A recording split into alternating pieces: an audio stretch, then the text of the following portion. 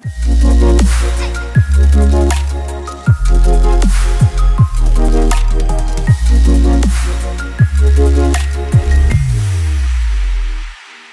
on se retrouve pour la rubrique C'est mon histoire. Aujourd'hui, j'ai le grand plaisir d'avoir avec moi le pasteur Jocelyne Goma. Bonjour, pasteur Jocelyne. Bonjour Evelyne. Vous allez bien? Ça va très bien, merci. Contente d'être là. Ah, bah, c'est un plaisir vraiment pour nous de vous recevoir, surtout dans cette rubrique C'est mon histoire, parce que moi j'ai le privilège de découvrir aussi une partie de votre témoignage de conversion qu'on va découvrir dans quelques minutes. Et, oui. Et la francophonie ne connaît peut-être pas tout ce que vous avez vécu dans cette période justement de votre vie, que ce soit l'enfance et même après le début de l'âge adulte.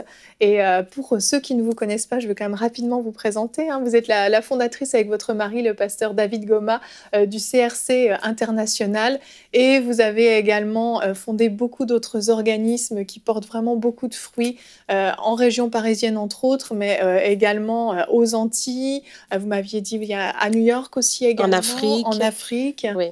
Voilà. Encore, Eh bien, oui, en tout cas au Congo. Au Congo, c'est ça. Et puis, il y a d'autres CRC qu'on est en train d'ouvrir dans les villes de provinciales, à Lille, à Caen, et puis à Reims. Wow. Voilà, et puis aussi, voilà, Côte d'Ivoire. Enfin, voilà, on se développe. Un beau ministère en pleine croissance. Voilà. Et aujourd'hui, donc, comme je l'ai dit, vous nous racontez l'histoire de votre conversion. Vous êtes né dans une famille catholique où on vous a enseigné la croyance en Dieu, mais ça s'arrêtait un petit peu là en termes de connaissances.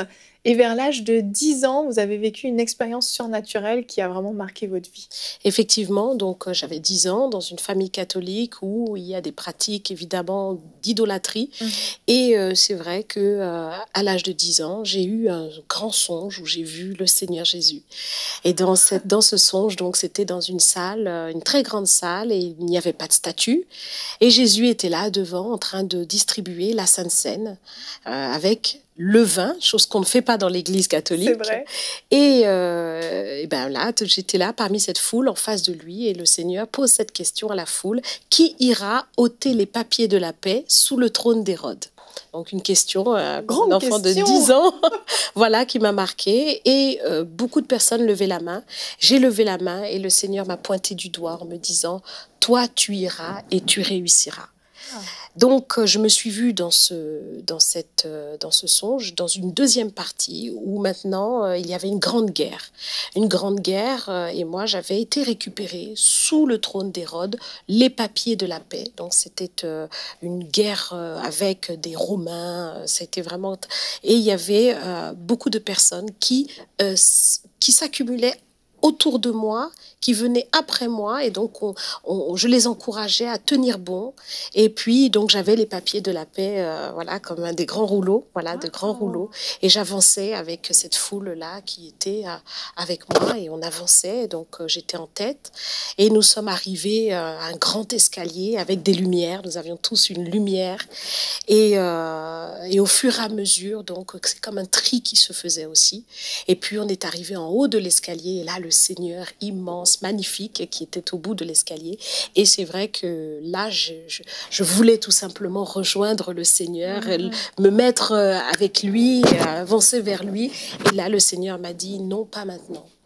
Alors je dis: mais pourquoi Seigneur, je veux venir avec toi. Et le Seigneur m'a dit: non, parce que tu ne le peux pas.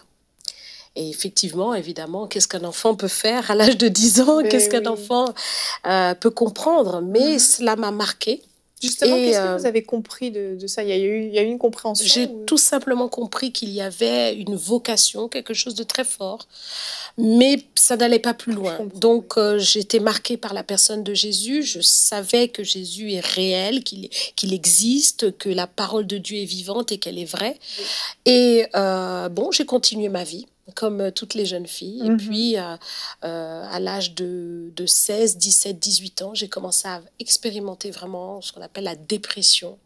Parce que j'étais convaincue que si cette vie-là, c'est ça, elle ne vaut pas la peine d'être vécue, parce que, on ne peut pas être heureux sur la terre. En tout cas, c'est ce que moi, je croyais. Et donc, à l'âge de 20 ans, Il s'est trouvé que j'avais vraiment cet esprit de suicide, en fait.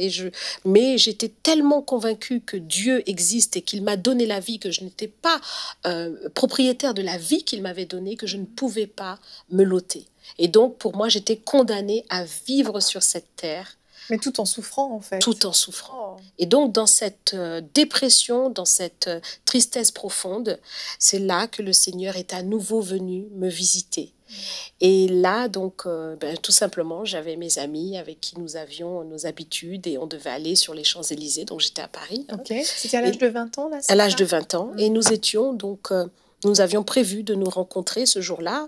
Et j'avais mis mon réveil à 8 heures pour me réveiller ce matin-là et commencer ma journée.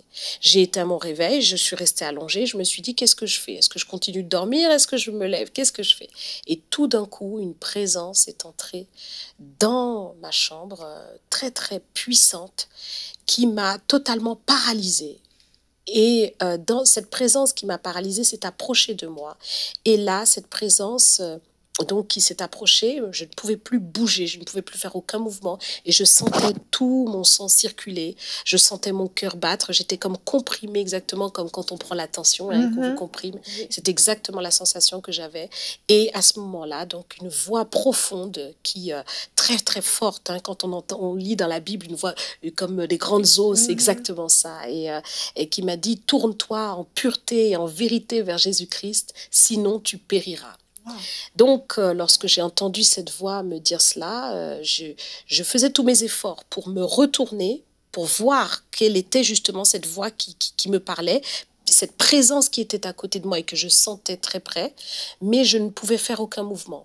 Et ce n'est que lorsque cette présence est allée vers la porte que moi, plus la présence sortait et plus j'étais détendue. Et à ce moment-là, donc, j'ai pu tourner ma tête et j'ai vu une transparence d'apparence humaine qui est vraiment comme une transparence, comme une onde, et qui a traversé la porte. Et là, je suis retombée dans un profond sommeil, mais immédiatement.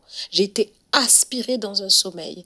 Et là, dans mon sommeil, je revois maintenant cet ange qui vient vers moi. Et donc, je vois son apparence. Et là, il vient vers moi, il se tient devant moi et il me regarde. Et là, je lui dis, mais c'est toi qui es venu me parler tout à l'heure et j'ai pas compris ce que tu m'as dit. Qu'est-ce que je dois faire? Qu'est-ce que je dois faire? Et là, il ne m'a pas parlé, il ne m'a pas adressé la parole. Il m'a regardé avec amour, avec sourire et il a présenté ses deux mains comme cela. Et des pages sont venues comme en volant, des pages remplies d'écritures de type hébreu sont venues sur ses mains et il s'est penché 3 fois sur ces pages comme cela. Et donc, quand je l'ai regardé, c'était très clair dans mon esprit qu'il fallait tout simplement se pencher sur les Écritures. Et cet ange a commencé à ouvrir, en fait, comme si on vous ouvre un grand rideau et on vous montre tout ce qui va arriver. Et cet ange me montrait la fin du monde, me montrait ce qui allait se passer dans ma famille, les personnes qui allaient être sauvées, qu'il fallait vraiment réaliser que tout périra par le feu et qu'il faut vraiment se tourner vers Dieu en esprit et en vérité. Et à la fin, donc, je me suis réveillée en me disant, bon, il va falloir que je me tourne en pureté, en vérité vers Jésus-Christ. Je ne sais pas comment faire, mais voilà. Et je me suis allée avec mes amis. Nous avons été au cinéma. Pourtant, je ne voulais pas, mais ils ont insisté. Je dis, mais j'ai vu un ange, je ne veux pas, je ne veux pas. Je suis mal, je ne peux pas faire ça. Ils m'ont dit, allez, Jocelyne, viens, ça va te faire du bien, détends-toi, on y va. Bon, on est allé. Ce n'était pas un bon film en plus, mais bref. Je leur ai dit, écoutez, continuez de vous amuser, mais moi, je vais rentrer chez moi. Et quand je suis rentrée chez moi, cette présence s'est à nouveau présentée la nuit, parce qu'il fallait bien que j'aille dormir. Et là, cet ange revient exactement dans la même manifestation. Et c'était quelque chose de très fort. Et quand il s'est présenté à côté de moi, là, je me suis dit, j'ai rien fait. Je me suis pas tournée en esprit, en vérité. J'ai rien fait. Je vais mourir, il va me tuer. Je sais pas ce que je vais faire. Et là, j'ai crié, Jésus, Jésus, Jésus. Mais 3 fois, très, très fort. J'ai crié, je pense que tout le bâtiment a dû entendre. J'ai dit, Jésus, sauve-moi. Et quand j'ai dit cela, j'ai senti 2 secondes peut-être plus tard, après avoir dit cela, comme si on versait en moi de l'eau, comme si j'étais un verre et qu'on versait de l'eau en moi. Je l'ai senti, cette eau couler. Et tout d'un coup, mon esprit s'est ouvert. J'ai pensé différemment. sur le moment. Cette présence était toujours là. C'était la nouvelle naissance. Et c'était la nouvelle naissance. Et j'ai pensé différemment. Je me suis dit, je ne suis plus obligée de mentir, de vivre une double vie. Je peux marcher avec Dieu. Je peux vivre cette vie pleine avec Dieu. Et une joie m'a envahie, qui m'a délivrée de toute cette tristesse, de toute cette dépression. Et j'avais maintenant Dieu avec moi. C'était très, très fort. Et donc, cet ange est maintenant parti. Et je suis restée avec cette présence du Seigneur et je commençais à lui parler et dans cette présence, donc, j'ai été baptisée du Saint-Esprit, des choses que je ne connaissais pas du tout. Mais tout ça, ça a été là. Et pendant 10 jours, j'ai vécu une expérience extraordinaire avec le Seigneur. C'est que j'ai entendu audiblement sa voix. Pendant 10 jours, le Seigneur s'est révélé à moi, m'a conduit dans les Écritures pour me dire, voici les ministères auxquels je t'ai appelé. Voici ce que tu feras pour ma gloire. Je t'ai appelé pour être ma servante, pour évangéliser, pour délivrer les captifs, pour pouvoir apporter ma lumière, pour les sortir des ténèbres, pour les sortir de la mort, pour annoncer toutes les choses desquelles tu seras témoin. Et le Seigneur m'a révélé dans sa parole les différents ministères auxquels il m'avait appelé, le ministère de prophétesse, le ministère de pasteur, le ministère de docteur, tous ces ministères qui se manifestent aujourd'hui dans ma vie. Donc j'ai tout noté parce que j'entendais, je ne connaissais pas la Bible, mais j'en avais une. Et donc, il me disait, va dans tel livre. Et je prenais des notes, exactement, va dans tel chapitre. Donc, j'entendais tout cela. C'était vraiment quelque chose de très, très fort. Donc, j'ai tout noté en croyant de tout mon cœur, mais sans savoir comment ces choses allaient se dérouler, se faire. Mais sur le coup, j'ai noté, j'ai vécu ces choses. Et puis, le Seigneur aussi, non seulement donc me révélait les ministères auxquels il m'avait appelé, les dons qui allaient être exercés, le don des guérisons, le don de discernement des esprits. Et le Seigneur m'a aussi guidée par la suite à aller dans une église évangélique dans laquelle j'ai fait mes premiers pas, tout simplement parce que j'avais lu cette parole, puis je me suis vraiment imprégnée de cette Bible pendant ces jours-là. Et puis, j'avais des personnes de ma famille qui allaient à l'église évangélique. Donc, je me suis dit, je vais finir par y aller.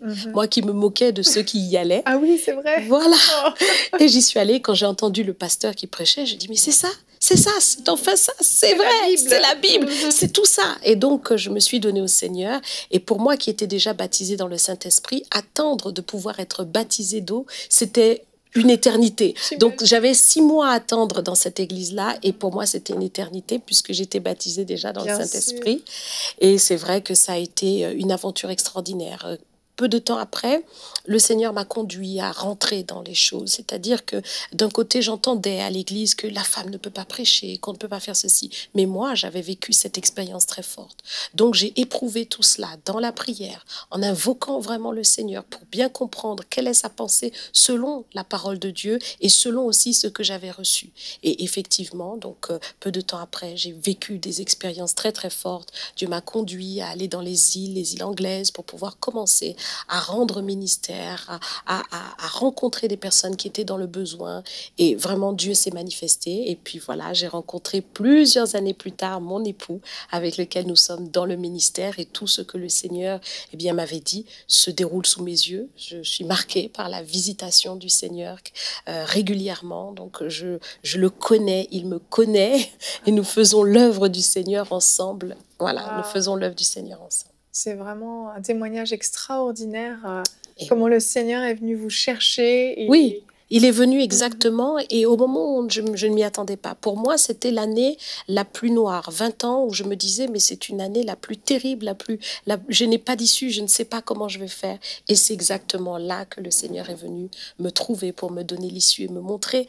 En fait, exactement comme la parole de Dieu le dit, je connais les projets que j'ai formés sur vous, projets de paix et non de malheur, afin de vous donner un avenir et de l'espérance. Amen. Et l'avenir est glorieux, il l'a été jusqu'à présent, mais il le sera, j'en suis convaincue, parce que Dieu n'a pas fini encore d'accomplir toutes ses promesses. Absolument. Et vraiment, merci Pasteur Jocelyne, parce que c'est un témoignage qui est très très fort et qui montre que Dieu peut passer par toutes sortes de moyens pour venir nous chercher. Quand il veut une âme, il trouve le moyen de la trouver Vraiment, Absolument, vraiment. absolument. Merci beaucoup pour votre obéissance, à vous, à votre mari, pour ce que vous faites pour la francophonie. Vraiment, merci pour le dévouement de toutes ces années de ministère et les années à venir encore.